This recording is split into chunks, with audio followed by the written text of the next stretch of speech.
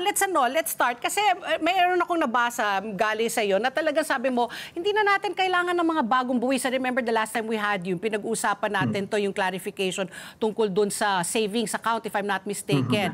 So ngayon, ikaw... Si NEPA? Oo. Ikaw ngayon, ano yung mga nakikita mong mga reforma na dapat natin gawin? Dapat makinig sila sa iyo kasi ikaw ay isang tax expert.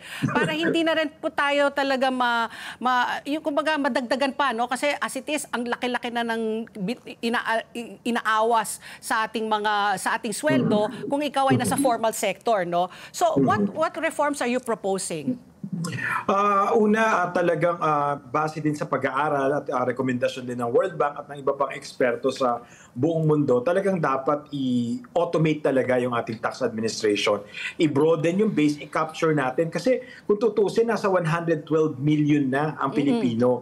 Pero nasa 22 million lang ang registered taxpayers. At ang mahigit 20 million dito, ito yung mga registered employees. So marami din tayong unregistered employees na maaaring nasa informal sector din.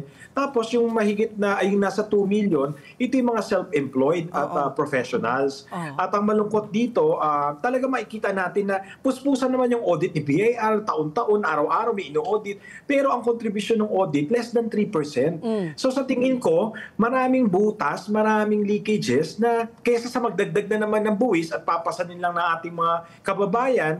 Kaya nga bumagsak tayo dun sa World Bank, diba? Imbis na high middle income na tayo, hindi pa rin tayo na-qualify. Samantalang ang Malaysia, high middle income na.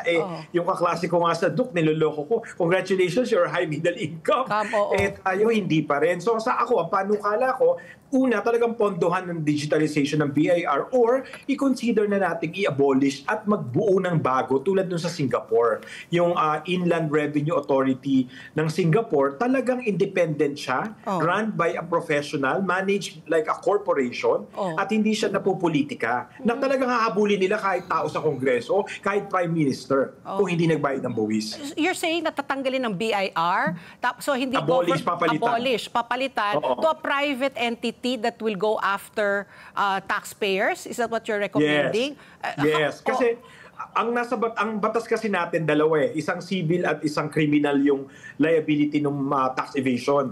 Yung criminal hindi talaga pwedeng i-privatize kasi 'di ba government lang ang pwedeng criminalize ng offense. So, yun pwedeng iwanan yun sa isang ahensya ng gobyerno or Department of Finance and Justice. Pero yung collection, yung assessment, kaya ng i-privatize or kung hindi privatize, parang GOCC.